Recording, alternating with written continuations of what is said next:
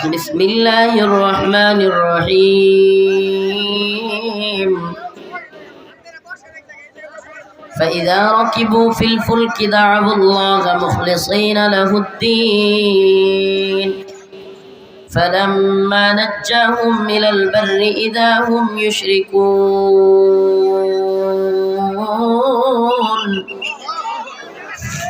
صدق الله مولانا العظيم وصدق رسوله النبي الكريم ونحن على ذلك من الشاهدين والشاكرين والحمد لله رب العالمين সকলে একটু দুরূদ শরীফ পড়েন اللهم صل على محمد وعلى آل محمد كما صليت على إبراهيم وعلى آل إبراهيم إنك حميد مجيد اللهم بارك على محمد وعلى آل محمد كما باركت على إبراهيم وعلى آل إبراهيم إنك حميد مجيد রতনপুর বাইতুল আকসা জামে মসজিদ রওজাতুল মদিনা নুরানি হাফিজিয়া মাদ্রাসার উদ্যোগে পঞ্চম বার্ষিক ওয়াজ ও দোয়া মাহফিলের সম্মানিত উলামায়ে কেরাম, মুরব্বিয়ান আযম, প্রিয় যুবক ভাইরা, স্নেহের ছোট ভাইরা, আল্লাহ রব্বুল আলামিনের দরবারে লাখো কোটি শুকরিয়া যে মহান রব্বুল আলামিন আপনাকে আমাকে কোরআন সুন্নাহ থেকে কিছু কথা বলবার এবং শুনবার তৌফিক দান করেছেন। সেজন্য অন্তরের অন্তঃস্থল থেকে কালিমাতুশ শুকুর আদায় করে স্বতঃস্ফূর্ত আওয়াজ করে বলি আলহামদুলিল্লাহ। প্রিয় উপস্থিতি,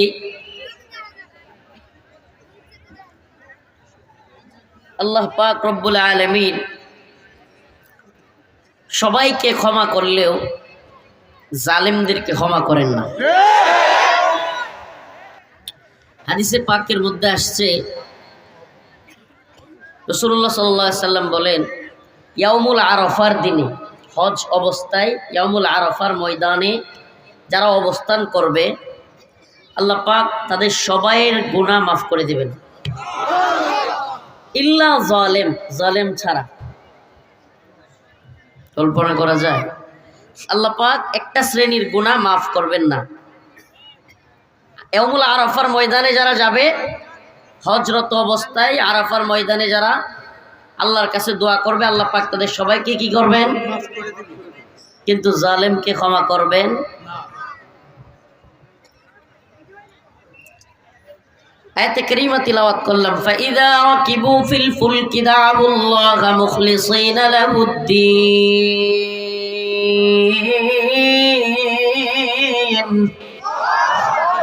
فلما نجاهم إلى البر إذا هم يشركون আল্লাহ রব্বুল আলামিন বলেন, যখন সমুদ্রের মধ্যে উত্তাল ঢেউ চলতে থাকে, উত্তাল পাতাল এরকম পরিস্থিতি তৈরি হয় যে নৌকা মনে হয় ডুবে যাবে।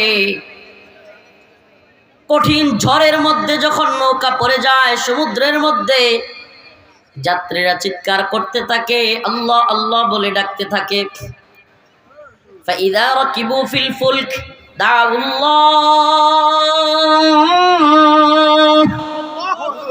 মুখলিসিনা লাহুদ্দীন, একনিষ্ঠতার সাথে তারা আল্লাহকে ডাকে। আলামত আমাদের দেশেও আছে, এটা বোঝানোর জন্য আরো সহজ হবে। ঝড় বৃষ্টি আসলে টিনের ঘরের যারা, আরে আমাদের টিনের ঘর ছিল, আব্বা একটা টিনের ঘর করছিল, আমার আম্মা হাইরে ডর। এমন অনেকে আছে টিনের ঘরে যারা থাকে, ঝড় তুফানের দিনে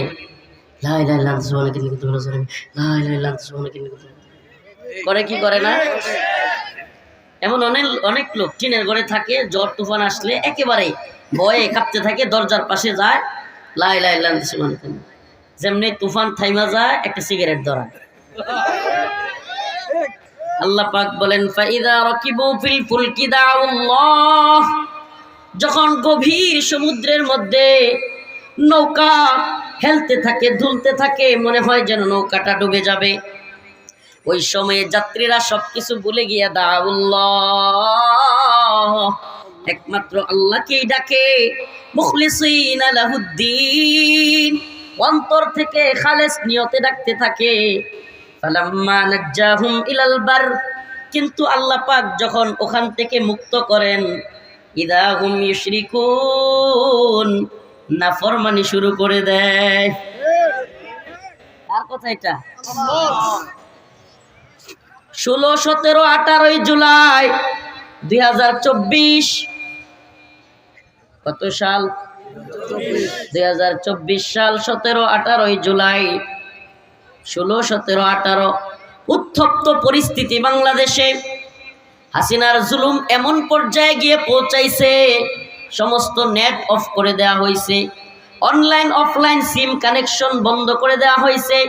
টিভিতেও আগের নিউজ দেখায়, পুরানা নিউজ দেখায়, কি হচ্ছে জানা যায় না। পাশের গ্রামে কি হচ্ছে, পাশের ইউনিয়নে থানায় কি হচ্ছে কেউ জানে না। এমন উত্তপ্ত পরিস্থিতিতে রাজনৈতিক নেতারা চিৎকার করে বলতেছে, আলেম উলামারা কেন মাঠে নামে না? আহারে, মাদ্রাসার ছাত্ররাও যদি নামতো। দেখা গেল মাদ্রাসার ছাত্ররা শুধু নামে নাই, 70-72 জনের উপরে মাদ্রাসার ছাত্র জীবন দিয়েছে।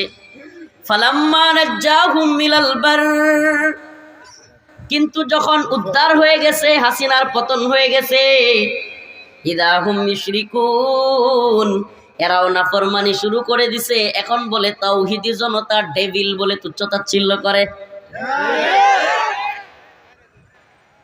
এখন যখন নৌকা পার হয়ে গেছে, উলামায়ে কেরাম জীবন দিয়েছে, জেল খেটেছে, রিমান্ডের নির্যাতনের শিকার হয়েছে, আয়নাগরে গুম খুনের নির্যাতনের শিকার সবচাইতে বেশি এদেশের তাওহীদি জনতা, এদেশের তাওহীদপন্থী উলামায়ে কেরাম শিকার হয়েছে। হয়েছে কি হয় নাই? কত বড় নৃশংস জালেমেরা, কত বড় নৃশংস জালেমেরা! ডিজিএফআই, র‍্যাব, এগুলো আসলে অনেকগুলো আছে ফাত্রা, কিছু জানে না, আর কিছু আছে যাই না শুইনাও এত বড় জালেম, যাই না শুইনাও মিথ্যা বলে, গুজব ছড়ায়। ডিজিএফআই এবং এনএসআই, র‍্যাব, এই সমস্ত সংস্থাগুলো হইল দেশের সর্বোচ্চ সংস্থা এবং এরাই রাষ্ট্র চালায়, এরাই রাষ্ট্রের নীতি নির্ধারক। এরা রাষ্ট্রের, আপনি প্রধান উপদেষ্টা দেখেন আর প্রধানমন্ত্রী দেখেন, এমপি মন্ত্রী, সব কিছু এদের কথায় উঠে আর বসে। জানেই না ক্ষমতা কার হাতে কি। ডিজিএফআই, র‍্যাব তাদের আয়না গড়ে, মানে তারা আয়না গড় বানাইছে, গুম খুনের নির্যাতনের সেল বানাইছে। এটা মিথ্যা হবে আর তারা দিয়ে দিবে যে তাদের এত বড় একটা সংস্থা, পাওয়ারফুল সংস্থার নামে এত বড় বদনাম হচ্ছে, আর তারা এই গুজব মিথ্যা জিনিসটাকে তারা বলবে যে হ্যাঁ আয়নাগর ছিল না কিন্তু আমরা দিলাম। মানে কত বড় নির্লজ্জ! মানে যদি কথার কথা, এই যে একটা স্কুল নাকি নাকি মনে করেন এই স্কুল, সকল মানুষ বলতেছে এই স্কুলের মধ্যে শিকল দিয়া বাইন্দা ছাত্রদেরকে পিটা। কোনোদিন কি এই স্কুল কর্তৃপক্ষ জীবনেও স্বীকার করবে যে আমাদের স্কুলে সত্যি সত্যি পিটাইতো? মিথ্যা হইলে অপারগ হইয়া 6 মাস এই নতুন সরকারকে ডিজিএফআই আটকায় রাখছে, র‍্যাব আটকায় রাখছে, দিবেই না তারা আয়নাগর দেখাইতে। জাতীয় আন্তর্জাতিক অনেক চাপের পরে তবুও তারা ঢুকতে দিবেই না। এখন তারা ঢুকতে দিছে, তাও কি এই কিছু শয়তানের দল যেগুলো আওয়ামী লীগের প্রেতাত্মা, গুম খুনের সাথে জড়িত ছিল, এরা নিজেরা পালানোর আগে ওই আয়নাগরগুলোতে কিছু পরিবর্তন করে ফেলছে। আমি নিজে আয়নাগরের সাক্ষী, আল্লাহর কসম করে বলছি, কাফারা দিতে হবে না। আমাদেরকে এমন রুমগুলোতে রাখা হয়েছে যেগুলো এখনো পর্যন্ত দেখাই নাই। আজকে যেগুলো দেখছেন তার চাইতে ভয়াবহ রুম আছে, তার চাইতেও ভয়াবহ। আমি পোস্ট করছি ফেসবুকে, এক বদমাইশ লিখছে, হুজুর আপনি লিখলেন ছোট ছোট ঘর, এখানে তো 10 জন থাকতে পারবে, বিরাট বড় রুম। এরা এক একটা শুয়ের মতো চুকায় চুকায় খালি পয়েন্টে পয়েন্টে ভুল ধরার চেষ্টা করবে। আরে বেটা, যেই রুমে নিয়ে নির্যাতন করতো আর যেই রুমে সার্বক্ষণিক রাখতো, দুইটা এক রুম না। দুইটা কি না? এক হাত বাই দেড় হাত এতটুকু, কবরের মতো। যেই রুমগুলোতে এই যে টেবিলটা যেমন দেখতেছেন না, টেবিল, এই টেবিলটা এখান থেকে ওই যে লোকটা, ওই ক্যামেরা এতটুকু লম্বা, ছবিগুলো ভাইরাল হয়েছে, পারলে দেখিয়েন। এমন একটা রুমে মানুষজনকে বছরের পর বছর রাখা হইতো। র্যাব ওয়ানে আমি সেই রুমে ছিলাম। এই এতটুকু রুমের মধ্যে রাখা হইতো। এই রুমের মধ্যে পায়খানা, এখানে খাওয়া, এখানে নামাজ, এখানে গোসল, এখানে সব।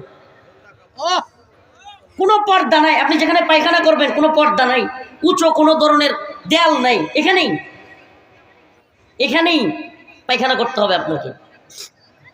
আল্লাহর কসম করে বলছি, তবু এই আওয়ামী লীগ জাহেলরা, এই জালেমরা এখনো পর্যন্ত এগুলোকেও মিথ্যা বলতেছে। কত বড় নির্লজ্জ আর বেহায়া এদের প্রতি! কি করবেন আপনি এদের প্রতি আফসোস করা ছাড়া? আল্লাহ পাক বলেছেন, খতামাল্লাহু আলা কুলুবিহিম, আল্লাহ এদের অন্তরে সিলমোহর মেরে দিয়েছে। ওয়া আলা সামইহিম, এদের কানের মধ্যে আল্লাহ সিলমোহর মেরে দিয়েছে। ওয়া আলা আবসারিহিম, এদের চোখের মধ্যে আল্লাহ সিলমোহর মেরে দিয়েছে। এরা দেখেও দেখবে না, শুনেও শুনবে না। অনেক ভুক্তভোগী, আমি তো শুধু নিজে দেখছি এমন না, অনেকের সাথে কারাগারে গিয়ে কথা বলছি। অনেক ভুক্তভোগী, একটা চেয়ার আছে, এটাকে বলে ইলেকট্রিক শক। চেয়ারের নাম কি? ইলেকট্রিক শক দেওয়া হয়। এই চেয়ারের মধ্যে যাদেরকে বসায়া চেয়ার দেওয়া হয়েছে, আমার অনেকের সাথে কথা হয়েছে, অনেককে দেখেছি এই চেয়ারে শর্ট দেওয়ার কারণে সুস্থ স্বাভাবিক একটা মানুষ, অনেক জ্ঞানী বিচক্ষণ মানুষ কারাগারের ভিতরে পাগল হয়ে গেছে। জাহাঙ্গীর ভাই, আমি নাম বলি, কাশিমপুর কারাগার 2 আমাদের সাথে ছিল জাহাঙ্গীর ভাই নামে একটা লোক। এই আল্লাহর বান্দা অনেক জ্ঞানী মানুষ ছিল, বিচক্ষণ মানুষ। যখন ভালো থাকতো কোরআন তিলাওয়াত করতো, যখন ভালো থাকতো মানুষকে সুন্দর নসিহা দিত, নামাজ পড়তো, এখানে দাগ আছে কপালে। কিন্তু যখনই ওই যে ইলেকট্রিক শর্টের পেইন, ভিতর থেকে আবার সে আঘাত বা ব্যথা শুরু হইতো, পাগল হয়ে যেত, যারে তারে গালি দিত, লাথি মারতো, হসপিটালে নিয়ে বাইন্দা রাখতে হইতো তারে। আমি নিজের চোখে দেখছি। আমার পাশের রুমের কুকন ভাই, বাড়ি ওই বরিশালের ওই সাইডে, কুকন ভাই নাম, এই ইলেকট্রিক শর্টের কারণে পাগল হয়ে গেছে। আমার সামনে মানুষটা মারা গেছে, আমার পাশের রুমে। কুকন ভাই চিৎকার করতে করতে দেয়ালের ওই আপনার লোহার যে শিকগুলো আছে, এই কুকন ভাই ইলেকট্রিক শর্ট দেওয়ার পরের থেকে কারোর সাথে কথা বলতো না, নিজে নিজে কথা বলতো। পানি নিতে যাইতো, পানি নিতে গিয়া কুকন ভাই এমন করতো। আমার সাথে কাশিমপুরে থাকা সবাই সাক্ষী, এমনকি একজন বড় সাক্ষী আছে, কয়েকদিন আগে 16 বছর পর তিনি মুক্তি পেয়েছে, আব্দুল সালাম পিন্টু আঙ্কেল, সাবেক বিএনপির মন্ত্রী, শিক্ষামন্ত্রী ছিলেন টাঙ্গাইলের। উনিও ছিলেন ওই পাশের রুমে। আমরা সাক্ষী। ওই কুকন ভাই কারোর সাথে কথা বলতো না, একা একা কথা বলতো। কুকন ভাই কি করতো জানেন? পানি আনতে গেলে বলতো, পানি আনছি, গেছি, খাইছি, এমন করতো সারাদিন। তারা নিয়ে সবাই মজাও করতো, মানে নিজে নিজেই কথা বলতো। পানি আনতে গেলে কাউকে ধরতে দিত না তার পানিতে। এমনকি যেই ট্যাপ থেকে সে পানি নিত, ওই ট্যাপটা সাবান দিয়া ধুইতো। আরে কে কারে বোঝায়? ওই ভিতরে সাবান দিয়া, এই প্রতিদিন সাবান দিয়ে আবার তার ইয়াডারে ধুইতো, মানে যেই বোতলটা। এখন বোতল ধুইলে কিন্তু সাবানের পানি গন্ধ হয়, কিন্তু হ্যাঁ এটা কোনো কিছু না, সে এটারে প্রতিদিন ধুইবেই। যদি খালি একবার তার বোতলে শুয়ে দিচ্ছেন, আবার 5 বার ধুইবে, আবার ওই ট্যাপ আবার 10 বার ধুবে, এরকমই করতো সারাদিন।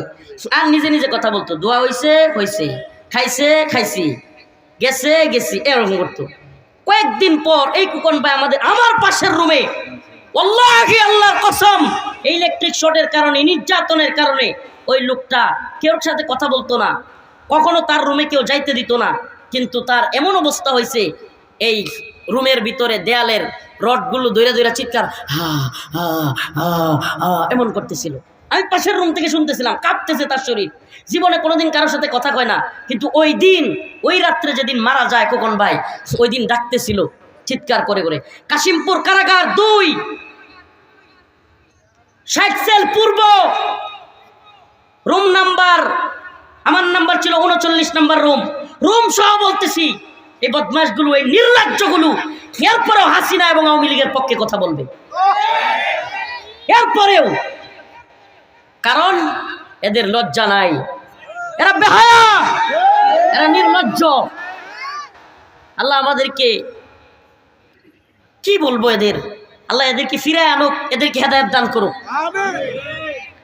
নিজের চোখে দেখা অনেক ঘটনা যেগুলো আগে মনে নাই, আজকে আয়নাগর দেখে কলিজা ফাইটে যাচ্ছে। আজকে পোস্ট করছি, আমার অনেক পরিবারের অনেকেও আত্মীয় স্বজন আওয়ামী লীগ আছে, আজকে ফেসবুকে কষ্টে পোস্ট করছি, ওই দিনগুলোর কথা মনে পড়ে গেছে। হঠাৎ করে ওই নির্যাতনের ওই স্টাইল ওইগুলো দেখা আমাকে ওই চেয়ারে বসানো হয়েছে। ওইগুলো দেখার পরে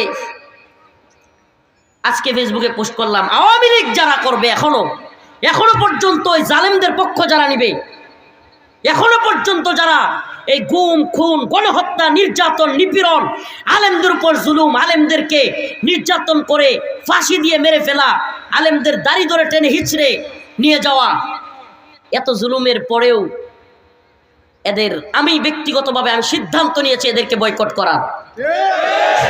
সমাজে আমি বলি আপনারা সামাজিকভাবে এখনো পর্যন্ত যারা তওবা করে ফিরে আসবে না, এদেরকে সামাজিকভাবে বয়কট করুন। এদের বিবাহ দিতে যাবেন না, এদের সাথে সন্তান বিয়ে দিবেন না, এদের জানাজায় পর্যন্ত শরীক হবেন না।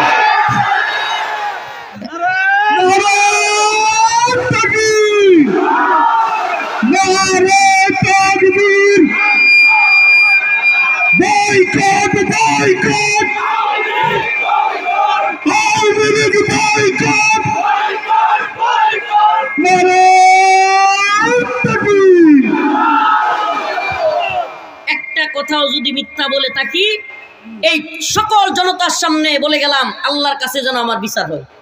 আর কি বলবো, আর কি বলবো? হ্যাঁ আল্লাহ, আপনি আমার বিচার করিয়েন যদি কোনো কথা মিথ্যা বলে থাকি। আমি নিজে একজন রাজ সাক্ষী, আমি নিজে ছিলাম, আমি নিজে ভুক্তভোগী। র্যাব ওয়ানের গুলো আরো নৃশংস। আমি চিৎকার করে করে পাশের রুম থেকে মানুষের আওয়াজ শুনতাম, কান্নার আওয়াজ আমি নিজে শুনছি। আল্লাহি কসম, আল্লাহর কাফারা দিতে হবে না। এরপরে ওই মিথ্যাবাদীরা মানে একটা সুই বের করবে। কি এখন কি বলে এই নির্লজ্জ বেহায়ারা? বলে ঠিকাদারদের আয়নাঘর বানিয়ে বুঝাইয়া দিতে 7 মাস সময় লেগে গেছে। চিন্তা করছেন কত বড় নির্লজ্জ? এরা বুঝতেছে না ডিজিএফআই এর মতো র্যাবের মতো পাওয়ারফুল বাহিনীগুলো সরকার পরিবর্তন হয়ে গেলে ওই বাহিনীর সব লোক কি মারা গেছিল? তো এরা কি পাওয়ারফুল না? তো এরা বুঝায় দেয় নাই।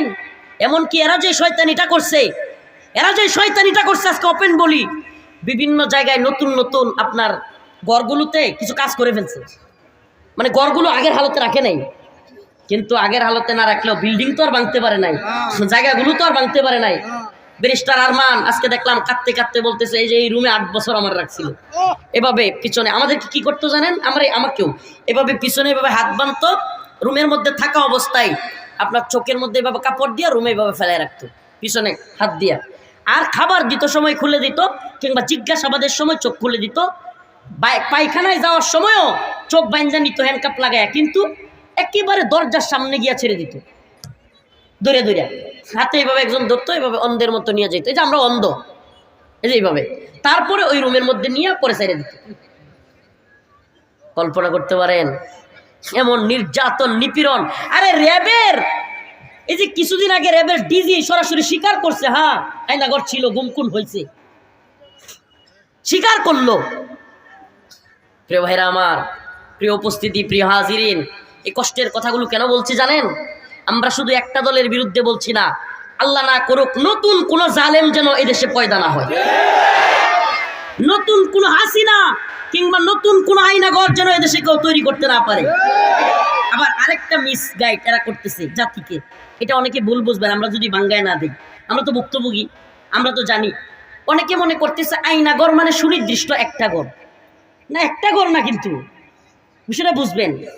ডিজিএফআই এর একাধিক আয়নাঘর আছে, র্যাবের একাধিক আয়নাঘর আছে, ডিবির আয়নাঘর আছে, সিটিটিসির আয়নাঘর আছে। এই জন্য এক একজনের তত্ত্ব এক এক রকম হবে। এরা এটা দিয়েও গুজব ছড়াবে, কিরে এক একজনের কথাই দিয়ে মিলে না, বলবে কি বলবে না? কিন্তু আসলে সমস্যাটা কোথায়? সমস্যাটা হলো দেশের বিভিন্ন জায়গায় আয়নাঘর আছে। আয়নাঘর মানে একটা ঘর না। জেল মানে কি একটা জেল? বলেন না, জেল মানে কি একটা জেল? কারাগার মানে একটা ঘর নাকি? গাজীপুর জেলা কারাগারও কারাগার, কাশিমপুরও কারাগার, কেরানীগঞ্জ কারাগার, হাই সিকিউরিটিও কারাগার, সব কারাগারই তো কারাগার। এরকম আয়নাঘরও কিন্তু একটা ঘর না। আয়নাঘর কি না? বলেন না, আয়নাগর কি না? আজকে বুঝে নেন এই কথাগুলো, অনেকদিন বলি নাই, দীর্ঘদিন। আয়নাগর মানে একটা গড় না।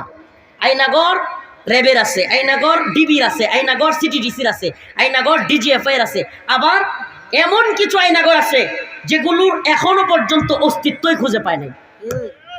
কারণ কি? কারণ বিক্রিমরা আয়নাগরটা কোন জায়গায় এটা বলতেও পারবে না। কারণ আমি আমার কথা বলি, আমাকে গাজীপুর চৌরাস্তা পার হওয়ার সাথে সাথে চোখ বাইন্ধে ফেলা হয়েছে, তো আমি কিভাবে বলবো আমি কোথায় ছিলাম?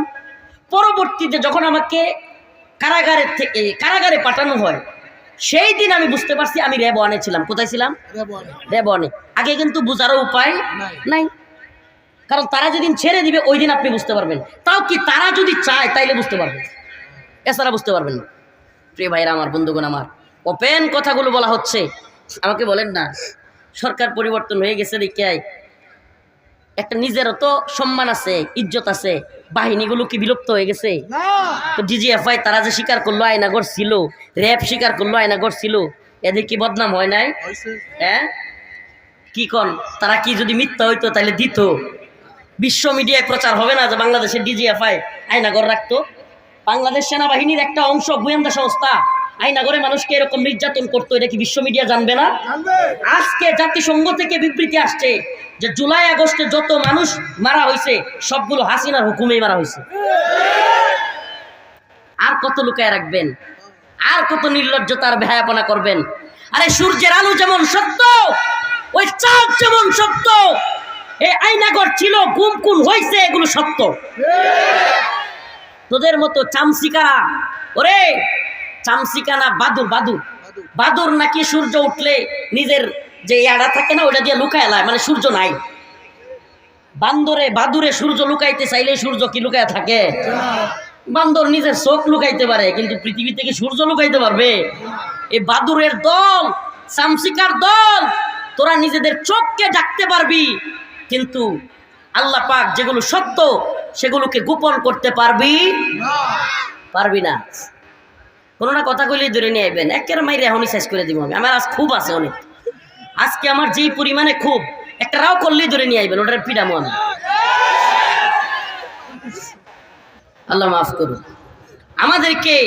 হাসিনার সময় আমরা পরোয়া করি নাই বেটা, হাসিনার সময় কোনো নির্যাতন গুম খুনের ভয়ে চুপ থাকি নাই। আর আজকে কলিজারা ফাইটে যাচ্ছে। আজকে আমার এক মামুরে আমি বলে দিছি যে আমার সাথে সম্পর্ক রাখতে হলে, কথা বলতে হলে ওপেন ঘোষণা দিতে হবে অনলাইনে যে আমি আর জীবনে কোনোদিন আওয়ামী লীগ করবো না। ঘোষণা না দিলে আমার আম্মারে বলছি, আম্মা তোমার বাইরে বলে দাও আমি আর জানাজাই পর্যন্ত যাবো, সরাসরি বলে দিছি। কারণ যারা কিনা এই জুলুম নির্যাতনের এখনো পক্ষে দাঁড়াবে, এরা দেশের দুশ্মন, এরা জাতির শত্রু, এরা জাতীয় খাদ্দার। প্রিয় ভাইরা আমার, বন্ধুগণ আমার, ফাইদা রাকিবু ফিল ফুলক দাউল্লাহ মুখলিসিনা লাহুদ্দিন ফালাম্মা নাজ্জাহুম মিনাল বার ইযা হুম ইউশরিকুন। আমি আবারও বলতেছি, আয়াতের আলোচনায় যাওয়ার আগে কোনো বদমাইশের যদি সংশয় থাকে পারলে আমার কাছে আসিস।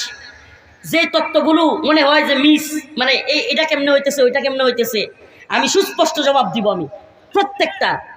এগুলো একটাও মিথ্যা না, কিন্তু আপনি যদি সাময়িকভাবে এক এক রকম কথা শুনেন আপনার কাছে ভিন্ন মনে হবে। কেন মনে হবে? কারণ এখানে তো অনেক ধরনের কথা আছে যেটা আপনি বুঝবেন না। এই যেমন আমি আজকে বললাম আয়নাগর অনেকগুলো, আপনারা জানতেন এইভাবে? জানতেন না। ডিজিএফআই এর আলাদা, র্যাবের আলাদা, সিটিডিসির আলাদা, ডিবির আলাদা, এটা আপনারা জানতেন? এটা জানতেন না। এবং যেই ঘরে রাখা হয়, এবং যেই ঘরে নিয়ে টর্চার করা হয়, দুইটা এক না, এটা জানতেন? জানতেন না। টর্চার সেলটা কেমন জানেন?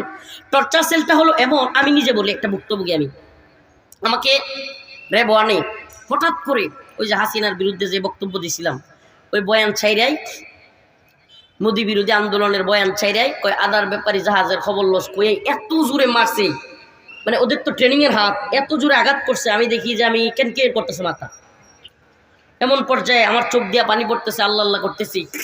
আমাকে একেবারে কি নোংরা ভাষায় গালাগালিজ করে দানবের মতো দুইটা মানুষ টাইনা একটা রুমে নিয়ে গেল, মানে যেখানে ছিলাম ওখানে না, টাইনা নিয়ে গেলাম, গিয়া আলাদা রুমে। ওখানে যায় যেটা দেখলাম, কি বিভৎস চেহারা, একজনের নাক নাই, চোখের নিচে এরকম গুস্ত নাই, এরকম চেহারার আকৃতিওয়ালা, এগুলো কি ছবি হবে নাকি এক ধরনের কঙ্কাল, এটা আমি এখন বুঝতে পারতেছি না। মানে ওরকম এখন ইয়া হইতেছে না, একটা রুম ভয়ঙ্কর, মানে হলো ভয় দেখানোর জন্য। প্রিয় ভাইরা আমার, বন্ধুগণ আমার, এই নির্লজ্জতা, এই ভয়াবহ নৃশংসতা, নিষ্ঠুরতা করার পরেও, আচ্ছা এদের বক্তব্য কি তাইলে মানুষ, আমরা মনে হয় মানে মানুষ যারা এরকম গুম খুনে ছিল 8 বছর 10 বছর, বউ বাচ্চা মা বাবা ভাই বোন সবারে চাইরা, এই মানুষগুলো মনে হয় নিজের ইচ্ছায় পালায়া ছিল। আমার কথা শুনেন, কানাকানি করার দরকার নেই, আমার কথা শুনছেন। 8-9 বছর 2 বছর 3 বছর বউ বাচ্চা মা বোন সবাইরে চাইরা এই লোকগুলো কি পালায়া ছিল? হ্যাঁ রে নির্লজ্জ বেহায়ার দল, এটা মানুষ নিজের ইচ্ছা এইভাবে বউ বাচ্চা সবারে চাইরা পালায়া থাকতে পারে? হ্যাঁ, তাইলে এরা কি বুঝাইতে চায়? মানে আর কি দলিল লাগে যে এই লোকগুলো এতদিন ছাড়া পাইলো না, আওয়ামী লীগ যাওয়ার পরেই ছাড়া পাইলো? আর কি দলিল লাগে বলেন না? আর কি দলিল লাগে? প্রিয় ভাইরা আমার, বন্ধুগণ আমার, আল্লাহ বলেছেন ফালা তাহসাবান্নাল্লাহা গাফিলান আম্মা ইয়ামালুজ জালিমুন ইন্নামা ইউআখিরুহুম লিয়াউমিন তাশখাসু ফীহিল আবসার মুহতিঈনা মুকনিঈ রুউসিহিম লা ইয়ারতাদ্দু ইলাইহিম তারফুহুম ওয়া আফিদাতুহুম হাওয়া। আল্লাহ বলছেন, ও জালিমের দল, তোরা মনে করিস না তোদেরকে আমি ছেড়ে দিছি। আল্লাহ বলেন, আমি ছাড় দেই, সময় দেই, কিন্তু ছেড়ে দেই। আমি ছাড় দেই কিন্তু ছেড়ে দেই। আল্লাহ পাক ছাড় দেন কিন্তু ছেড়ে দেন না। জালেমদেরকে আল্লাহ পাক সতর্ক করেন, ছাড় দেন কিন্তু ছেড়ে দেন না। আমরা তো এই জন্য বলি, নতুন সরকারকে বলি, অনেক তালবাহানা করেছেন, আর সময় নাই, তাওহীদবাদী জনতার বিরুদ্ধে কথা বলেন। আপনাদেরকেও সময় দেওয়া হয়েছে, দেখা হয়েছে, দ্রুত সময়ের মধ্যে আওয়ামী লীগকে নিষিদ্ধ না করলে আমরা আপনাদের বিরুদ্ধে আন্দোলন করতে বাধ্য হব।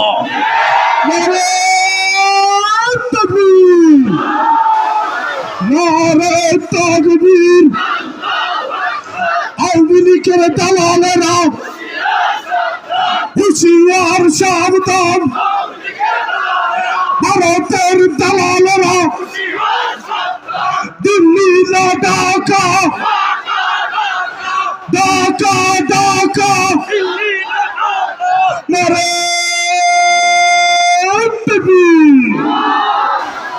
প্রিয় ভাইরা আমার, বন্ধুগণ আমার, মিসগাইড হবেন না প্লিজ, মিসগাইড হবেন না, আমাদেরকে ভুল বুঝবেন না। আমরা পারতাম আপনাদেরকে নামাজের নসিহা, রোজার নসিহা এগুলো করতাম, কিন্তু আজকের আলোচনাগুলো এগুলো এই জন্য করতেছি প্রিয় ভাইরা আমার, বন্ধুগণ আমার, মানুষকে ধোঁকা দিয়ে যদি জালেমরা আবারও কোনোভাবে আসার চেষ্টা করে, আপনারা যেন ভুল না বুঝেন, আপনারা যেন ধোঁকা না খান। আল্লাহর পক্ষ থেকে আমরা যেহেতু এই নির্যাতনের শিকার হয়েছি, আমাদের দায়িত্ব, আমাদের কর্তব্য তাদের জুলুমগুলো আপনাদের সামনে বলা, আপনাদের কাছে বলা। এরা বলবে হুজুররা ওয়াজ নসিহত কোরআন হাদিস কয় না, খালি রাজনৈতিক কথা কয়, এরা পুশ পুশ দিবে পুশ।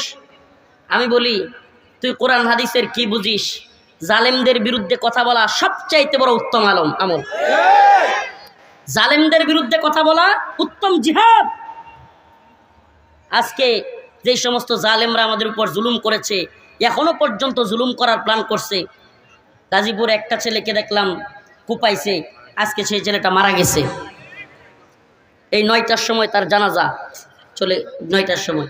ছেলেটার নাম মনে হয় করিম না কি নাম, আবুল কাসেম, ছেলেটাকে মেরে ফেলছে। এখনো পর্যন্ত আওয়ামী লীগের চিহ্নিত কিছু লোক, তাদের কমেন্ট দেখলাম, কয় উইকেট মাত্র একটা পড়ছে। নাউজুবিল্লাহ, কি নৃশংসরা দেখছেন, কি কয়, মানে তারা আরো মারবে, তারা এদেশের সব মানুষকে প্রয়োজনে মেরে ফেলবে, তবুও তাদের দরকার ক্ষমতা। হায় আফসোস, হায় আফসোস, তুমি কাকে মারছো? তুমি কাকে মারছো? যেই প্রতিবেশীর উপর তুমি আঘাত করো, ক্ষমতার জন্য যাদেরকে মেরে ফেলতে বলো, দিন শেষে তুমি মারা গেলে তারাই তোমার জানাজায় শরীক হয়, দিন শেষে তারাই তোমার খাটিয়া নেয়, দিন শেষে তারাই তোমার লাশ বহন করে, তারাই তোমার কবরে গিয়া সময় দেয়, আর তুমি তাদেরকেই মেরে ফেলো। ওই নেতা ওই নেত্রীর কথাই তুমি চলিও না, ওই নেতা ওই নেত্রীর কথাই মানুষের উপর নির্যাতন করিও না, যে তোমাকে রেখে পালিয়ে যায়। তোমার তো শিক্ষা হওয়ার কথা, তোমাকে রেখে পালিয়ে যায় এমন মানুষের জন্য তুমি প্রতিবেশীর উপর আঘাত করো। আল্লাহ এদেরকে বুঝ দান করুক, বলেন আমিন।